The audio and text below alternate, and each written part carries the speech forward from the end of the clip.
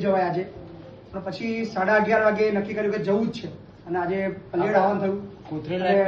ખાસ હોસ્પિટલની જે મુલાકાત કરી, મતલબ મને તો એવું લાગે હજુ બી 1% બી કશું મેં કર્યું જ નહીં.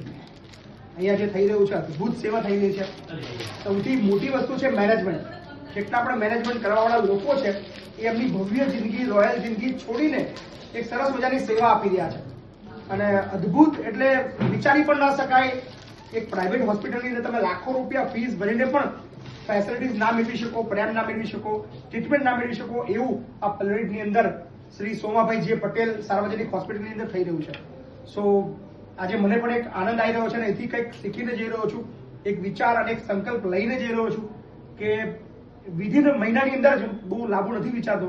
જ્યારે બી ઈચ્છા થાય છે કે આ કરવું છે અને વિધિન મહિનાની અંદર એક ભૂમિપૂજન, એક આવી ખબર નહીં આટલી સુવિધા અને આટલી બધી મેનેજમેન્ટ વાળી તો કદાચ ખબર નહીં, પણ એક હોસ્પિટલનું ભૂમિપૂજન હું પણ મહીપતસિંહ ફાઉન્ડેશન એક મહિનાની અંદર કરીશ.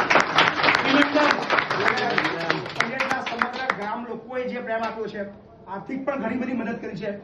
સો બહુ બધું આપ્યું છે. જે બી મારી પાસે છે એમાંથી 90% હું ઓલવેઝ બોલું છું કે મેહોણા, માણસા અને કલોલે આપ્યું છે મને. સો ઓલવેઝ હું તમારા બધાનો રોડી છું. Thank you.